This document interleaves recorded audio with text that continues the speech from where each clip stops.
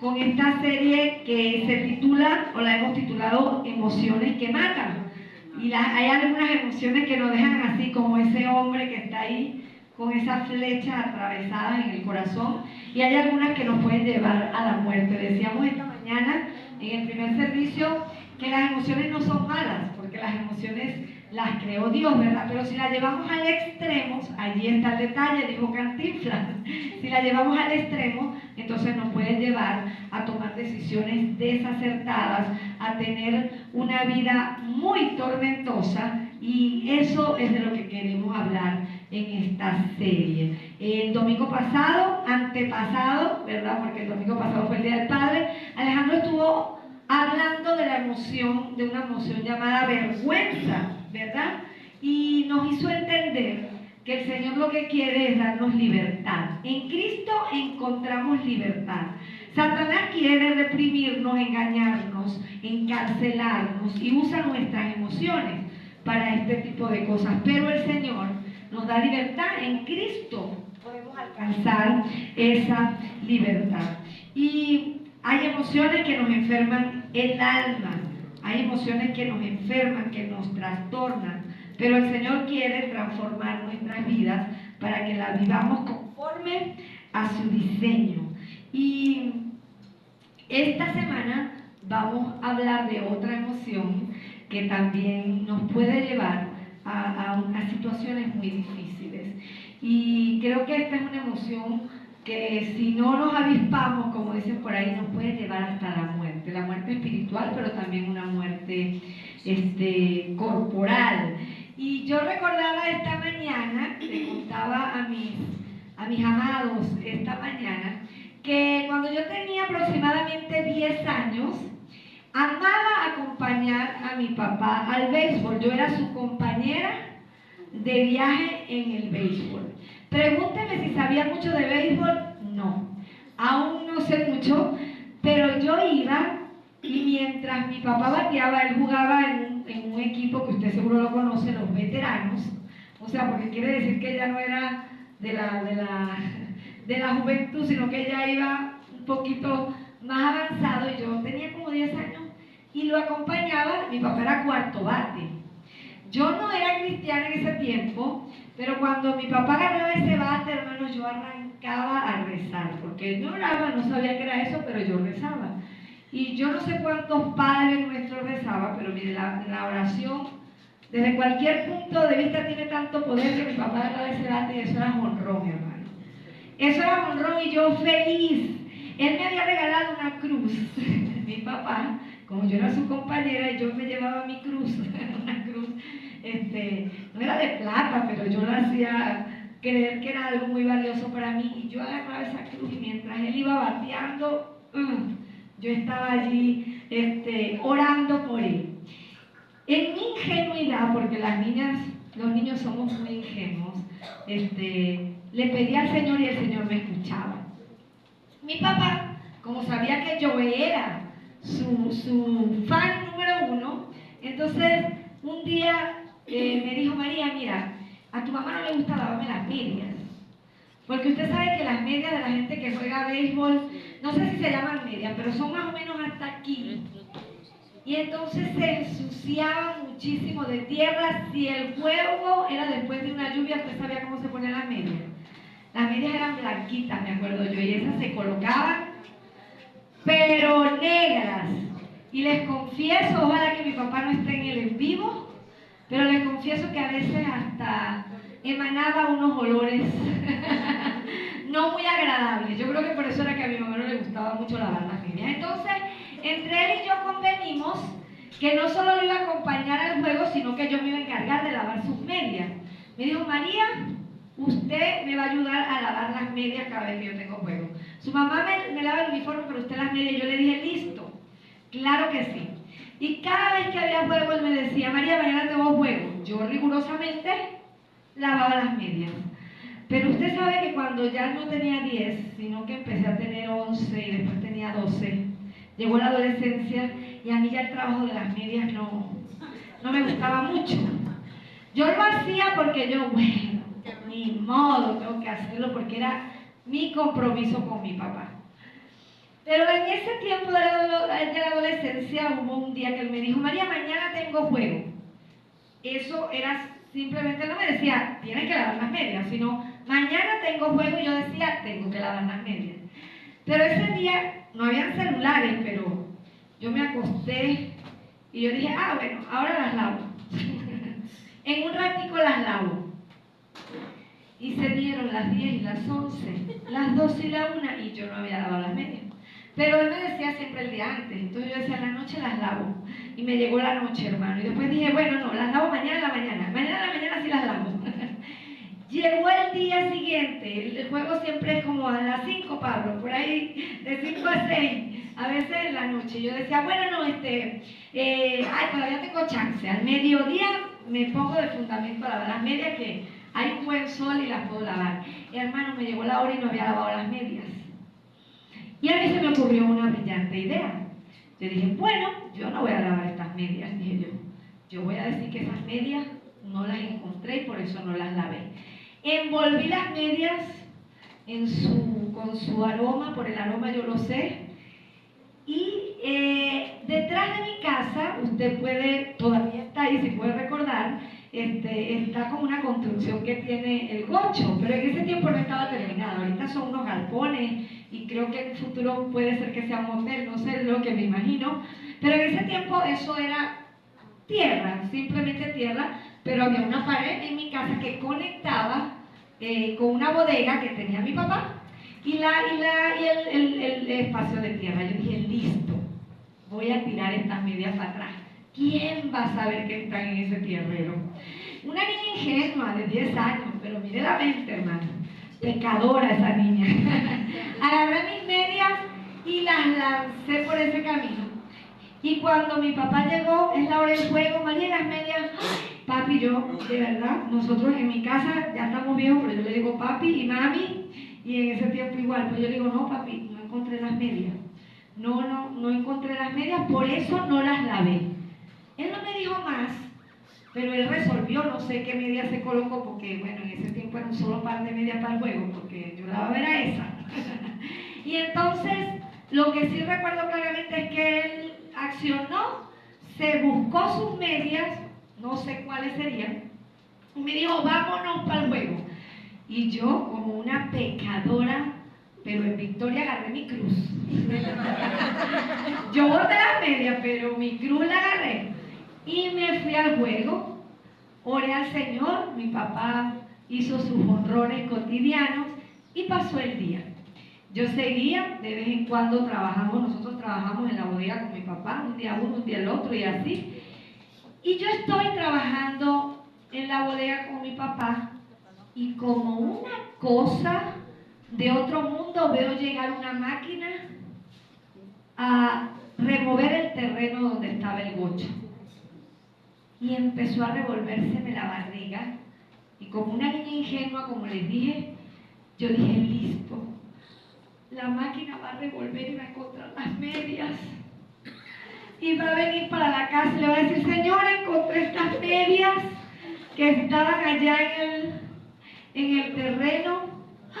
Y cuando mi papá vea que están las medias ahí, mi papá me va a matar. Hermanos, y empecé con la barriga revuelta y empecé a palidecerme, me ponía pálida. Y bueno, yo dije, bueno, pero en la tarde cuando la máquina se fue, volvió el alivio. Yo dije, no, eso sería que el gocho va a hacer algo ahí, no va a volver con eso. Al día siguiente la máquina volvió. Y mi único pensamiento era que iban a encontrar las medias. Empezaron a venir trabajadores porque empezaron a batir el cemento, iban a acomodar la cosa para la construcción. Y cada día que esa gente llegaba, mira, hermano, mi cuerpo temblaba, yo me ponía pálida. Si veía venir a mi papá, yo decía, listo, aquí fue, se enteró que yo boté las medias, que defraudé su corazón y me sentía terrible. Y estos síntomas vienen con una emoción, que es la que vamos a estar hablando esta mañana, llamada culpa. Cuando la culpa llega a nuestra vida, porque hicimos algo, pecamos, tomamos una acción, una decisión que sabemos que no acertamos en el blanco o que erramos al blanco, entonces la culpa comienza a golpearnos como a esa niña joven, como esa niña ingenua y comienza a engañarnos y a traer cosas muy terribles a nuestras vidas. De verdad, mi estómago se revolvía y yo decía, mi papá me va a descubrir, porque la culpa viene por el temor a ser descubierto. La culpa es un sentimiento muy desagradable que te genera ansiedad, tristeza, te irrita, te pones inquieto, te quita la paz y viene como consecuencia de haber roto una norma legal, una ética, tanto en tu familia o religiosa. Entonces puede ser también cultural, que a diferencia de la vergüenza estaba entrelazada con los hechos y acciones que ejecutamos. Antes de la caída tampoco existía la culpa. En el Edén se vivía feliz y sin culpa y se accionaba sin temor a los resultados. No es sino hasta que llega Génesis capítulo 3, cuando caen Adán y Eva y comienzan a experimentar la culpa por causa del pecado. Así que la culpa viene a causa del pecado. No puedes decir que sientes culpa sin haber hecho nada. Tú no puedes decir, me siento culpable, pero en realidad yo no hice nada. ¿Cierto? Lo que pasa es que en nuestra humanidad, desde la caída, ¿verdad? Desde que entró el pecado a este mundo, nos ha encantado echarle la culpa a otro. ¿Cierto? Ah, no es mi culpa. La culpa es de fulano. No es mi culpa. La culpa es de mengano. Y lo vemos en el capítulo 3, en el verso 12, cuando inicia, el hombre contestó, la mujer que tú me diste fue quien me dio el fruto y yo lo comí. ¿Adán culpó a quién? A Eva, ¿verdad?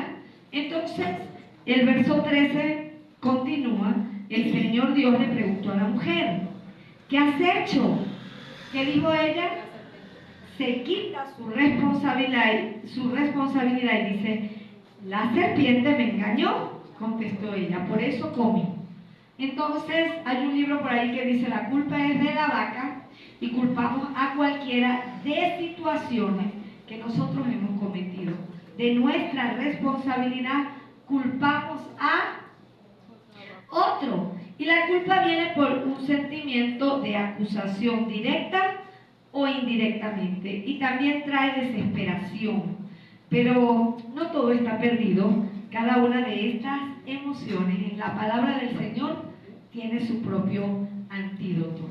Yo siempre pienso que estos versos hubiesen sonado diferentes si Adán y Eva hubiesen asumido su responsabilidad. Por ejemplo, cuando el Señor le pregunta a Adán, en vez de él decir, la mujer que tú me entregaste o que tú me diste, quizás él hubiese dicho, perdóname, Señor, no estuve allí al lado de la mujer que tú me diste y por eso ella falló. No pude decirle no lo hagas, no pude darle un buen consejo, no pude estar allí. Y hubiese el Señor actuado diferente. O quizás cuando le hubiese tocado el turno a Eva, ella no hubiese dicho, Señor, la serpiente me engañó, sino que hubiese dicho, Padre, sí, fallé. Fui yo la que tomé la decisión de comer y hacer comer a mi esposo. ¿Me puedes perdonar? Dios en su misericordia y gran amor, estoy segura que lo hubiese hecho. Ahora yo quiero preguntarte algo. ¿De qué te has sentido culpable? ¿Cuántas medias has tirado por detrás de la pared de tu casa pensando que nadie te va a descubrir? Y quizás si lanzaste eso y viste una máquina llegar a mover el terreno, tuviste la esperanza de que no sacara esa media, que no se la llevara a tu papá o a tu mamá, sino que simplemente la máquina la enterrara. ¿Fue tu esperanza? ¿Te has sentido culpable? La verdad es que la culpa nos hace vivir agitados, en donde cada paso que damos lo sentimos como el final de todo. Y hay dos ejemplos en la Biblia en el cual yo quiero compartir hoy. Dos tipos. La culpa nos lleva a algunos a experimentar dos tipos de arrepentimiento. Y yo quiero compartir hoy esos dos casos. El primero es ese arrepentimiento que no nos ayuda en nada, que nos hace flaquear, que nos hace caer. Y ese arrepentimiento tiene que ver con una palabra que la teología le ha dado un nombre. De hecho, la teología es en el único lugar donde se habla acerca de estas palabras. La primera es la metameleia, que significa cambio de parecer. Este tipo de arrepentimiento es el que te lleva a la culpa, ¿saben? Es ese arrepentimiento que te muestra lo mal que actuaste y modifica tu forma de pensar, pero no para experimentar un arrepentimiento genuino, sino para que experimentes la culpa. Este es el arrepentimiento que te llena de remordimientos, y eso fue lo que experimentó Judas. Esa fue esa culpa que experimentó Judas, y en Mateo 27:5 dice: y arrojando las piezas de plata en el templo, salió, fue y se ahorcó. Esa es la culpa que te lleva a la desgracia, se puede decir con facilidad. Pero existe otra culpa, y la podemos ver en Pedro. ¿Saben? Pedro también traicionó a Jesús. No por 30 monedas de plata, pero también lo hizo. ¿Qué hizo Pedro? ¿Negó a Jesús cuántas veces? 3 veces negó a Jesús.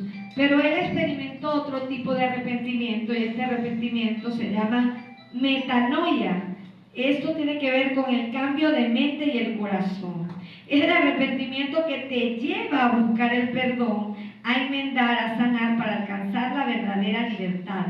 Se puede experimentar sin sentir culpa o vergüenza. Y ese fue el arrepentimiento que le permitió seguir a Pedro con el ministerio de Dios, con ese ministerio que Dios le había preparado.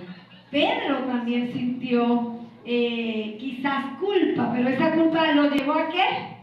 Al arrepentimiento genuino, y entendió que Dios era un Dios de segundas y de múltiples oportunidades.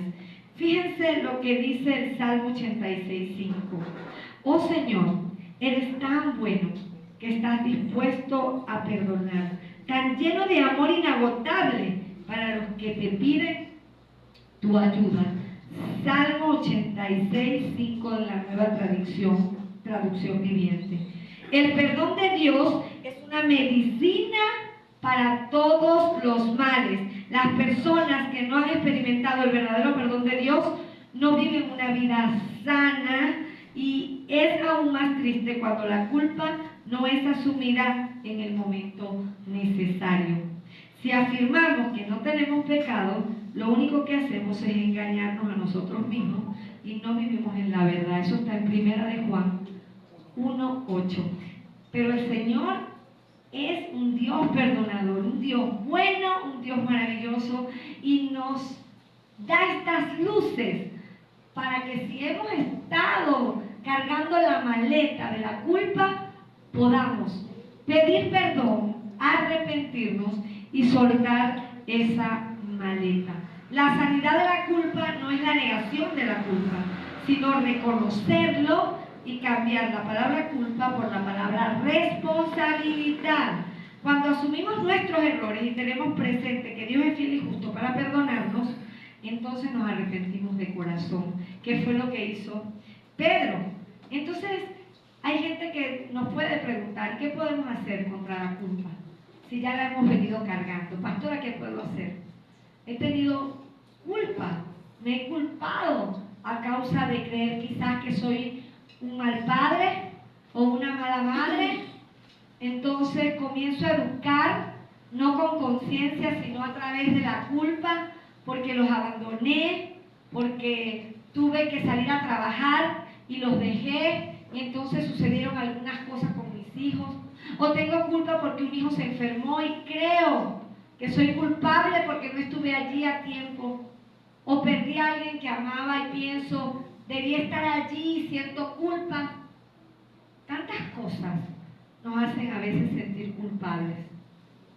En el matrimonio, mi esposo me dejó, yo soy la culpable, porque no me arreglaba, porque estaba fea, porque estaba desgreñuda, porque lo trataba feo, porque lo irritaba. Entonces esa culpa comienza a marcarme. ¿Y qué puedo hacer para soltar la culpa, para soltar ese equipaje? Porque hemos aprendido culturalmente que tenemos que lacerarnos como el hombre de la imagen hasta que el pecho nos sangre. ¿Y qué nos han enseñado? Por mi culpa, por mi gran culpa, pero no asumo lo que el Señor quiere que haga para cambiar esa verdad. Hay cosas que podemos hacer para dejar de sentirnos culpables. Y la primera es ser responsables. Hemos hablado por mucho tiempo en la iglesia que la palabra responsabilidad tiene que ver con la respuesta que yo dé hacia algo que yo haya cometido. Tiene que ver con responder con una habilidad. ¿De qué forma estoy respondiendo acerca de las acciones que yo he estado cometiendo? Ser responsable es que asumo mi error y lo enfrento con honestidad. Eso es ser responsable.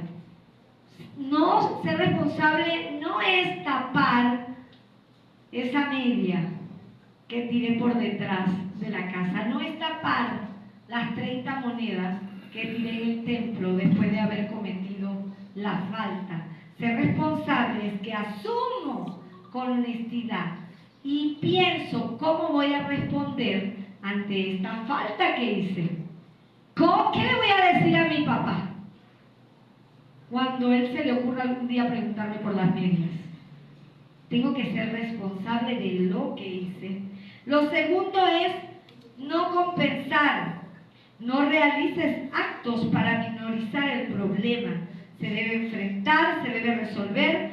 Mientras se oculte o se deje a un lado, la culpa seguirá presente. ¿Sabes por qué? Porque cada vez que veas una máquina llegar a remover un terreno, tú dices aquí, quedé descubierto, me paralicé. O si alguien te mira de una forma extraña, la culpa te señala y te dice, se debe saber que tiraste las medias. Y la gente ni siquiera está enterada.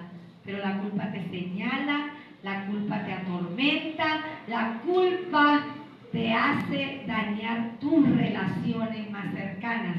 Porque no te deja dormir, porque tienes insomnio, porque tienes pesadillas.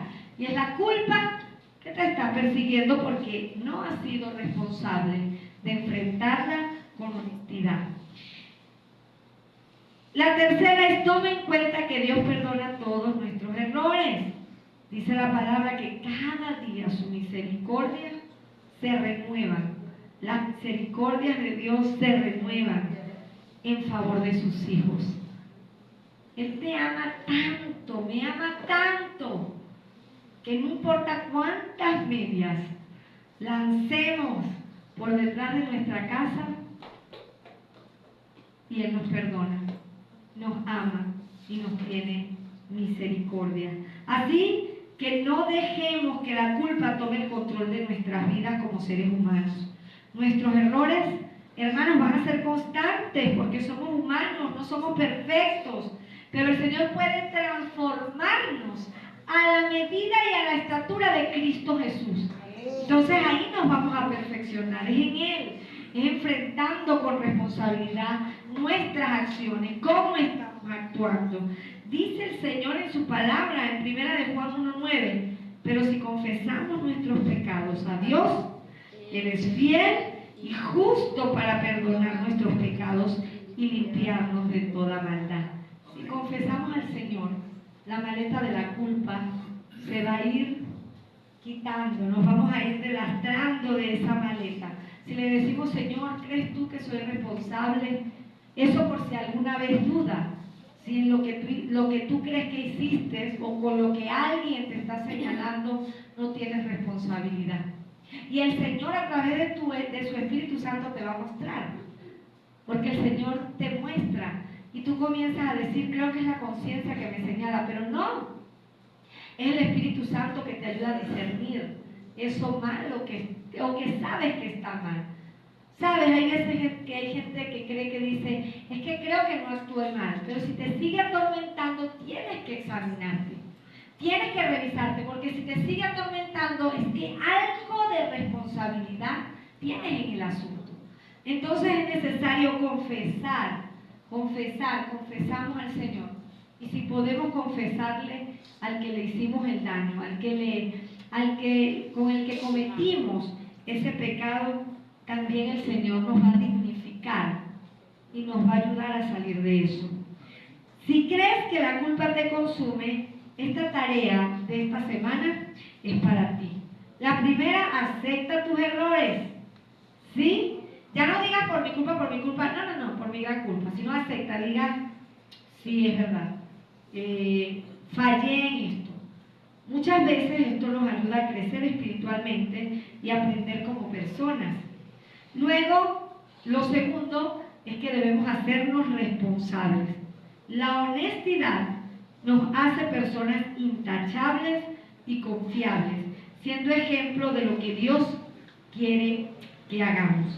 Y la tercera es recordar que Dios siempre estará allí para perdonarnos. El Señor siempre va a estar allí para perdonarnos. Tenemos un Padre Celestial que siempre tendrá sus brazos extendidos para recibirnos y para perdonarnos. Yo les contaba esta mañana a nuestra primera audiencia, es que llegó un momento que la culpa de las medias no me dejaba vivir. Era literal. Hoy me río, pero en ese momento era una carga tan pesada que no podía continuar. Y así que un día llegó mi papá y tomé fuerza y tomé valor y dije, hoy es el día. Y le dije, papi, como yo les dije, le digo papi desde que estaba chiquita, tengo 40 y todavía le digo papi, y le dije ese día, lo miré, quiero hablar contigo seriamente. Yo creo que mi papá se asustó más que yo, porque el drama viene de familia, y me dijo, ay, ¿qué pasó? ¿Qué pasó, María? Y yo le dije, tengo que decirte que tus medias no se perdieron. Tus medias de béisbol, yo las boté porque estaba cansada de lavar las medias y me puse a llorar muchísimo, porque yo soy muy llorona. Le dije, y bueno, como ese día no te la había dado, decidí botarlas para que no me regañaras o para que no me pegaras. Y mi papá, como un buen padre, siempre voy a recordar, no sé si él lo recuerda, pero me dijo, muchacha floja, ¿cómo tú vas a hacer eso? Luego me dijo, no lo vuelvas a hacer, no lo vuelvas a hacer. Y de allí en adelante yo traté de enmendar. Y ha sido tan bonito porque tengo 40 y no recuerdo ni una sola vez, escuche bien, ni una sola vez que mi papá me haya vuelto a decir algo acerca de ese asunto. Él no me recriminó jamás. Bien pudiera decirme, y ahora que estás casada, le botas las medias al marido tuyo cuando no quieres lavarlas, porque eres una gran floja. No, jamás recordó el asunto, porque así es Dios, igual con nosotros, es así igual contigo, igual conmigo. Es un Padre amoroso, un Padre que nos perdona, que no nos recrimina, sino que nos abraza. Mi papá viene de vez en cuando a Biscucuy y todavía me contempla, me carga, y nunca más recordó ese asunto por el cual la culpa no me dejaba vivir. Y yo no soy mucho de teología, y ojalá que lo que vaya a decir ahora no me cause una causal de divorcio. Pastor, lo dije esta mañana con libertad, pero es que tengo el hombre aquí de frente y entonces me cuesta un poquito más. ¿Qué me votaste? ¿Ah? No, no te voté nada, pastor. No te preocupes. Pero lo que les voy a decir viene de mi corazón. No puedo decir que está teológicamente bien afirmado, pero en mi corazón el Señor ha puesto, y lo dije esta mañana y lo digo hoy, que quizás si Judas hubiese tenido un arrepentimiento genuino de metanoia, la historia hubiese sido diferente. No de que él lo entregara porque era un plan de Dios, pero la historia hubiese sido diferente. Tal vez Judas no hubiese terminado ahorcado, hubiese terminado siendo perdonado por la gracia y por el favor de nuestro Señor Jesucristo. Él se arrepintió con el hombre. Él se arrepintió con la metameleia, Con el hombre. que no había ese arrepentimiento genuino, y no con la metanoia, que es lo que el Señor quiere, que nos convirtamos, que pasemos de creyentes a convertidos y a discípulos de Cristo. Amén. Amén. El Señor quiere que seamos como Pedro, ¿sabes? Y Pedro actuó como el Señor actuó con Pedro, como mi Padre actuó conmigo. El Señor, no hay otros versículos en la Biblia después que Pedro lo negó, donde el Señor le recriminara y le dijera: Pedro, tú me negaste, Pedro, tú no eres amigo mío, sino que el Señor le encomendó a Pedro una tarea, porque el Señor sabía que el corazón de Pedro era un corazón arrepentido. ¿Y qué le dijo el Señor? Sobre lo que tú has dicho, Pedro, sobre lo que él había dicho acerca del Señor Jesucristo, sobre esa verdad edificaré mi iglesia. No como muchos creen, que Pedro nos va a estar esperando en el cielo para abrir la puerta. No, sin embargo el Señor es tan bueno, que aunque la gloria es de Él, nos da chispazos para que nosotros podamos vivir de esa gloria también. ¿Quién es Pedro? El apóstol. Y aunque mucha gente le sigue recordando por el que negó a Jesús, él no lo recuerda de esa forma, sino que lo hace apóstol de la iglesia, y a través de Pedro muchos hombres fueron convertidos. Eso es lo que el Señor quiere contigo y conmigo. ¿Qué tal si oramos? Amén. Amado Dios, Padre Celestial, te damos las gracias por tu amor, por tu fidelidad, por ser un Dios tan bueno, tan maravilloso, que quiere enseñarnos estas verdades para que nos libremos de esa culpa con la que Satanás quiere venir en muchas oportunidades a engañarnos, Señor. Quiere que nos libremos de esa maleta de pecado que no nos deja avanzar. Tú, en tu amor, en tu fidelidad, quieres hacernos mejores personas, quieres hacernos mejores cristianos, quieres que confesemos nuestros pecados para hacernos libres de esa culpa, y no quieres que solo tiremos las monedas y salgamos, Señor, a perder nuestras vidas. No, tú quieres que nos arrepintamos y que vayamos a conquistar el corazón de otros para que te sirvan, para que te sigan. Ayúdanos en esto, Señor, porque sabemos que nuestras emociones llevadas al extremo pueden hacernos fallar, pueden hacernos pecar. Pero tú, en tu infinito amor, como un Padre amoroso que nos cuida, que nos ama, nos quiere dar libertad en Cristo Jesús. Reconocemos que cuando todos hemos pecado, Señor, estamos destituidos de tu gloria. Pero es en tu amor, en tu misericordia, en tu gracia, que podemos alcanzar las segundas, las terceras y las múltiples oportunidades.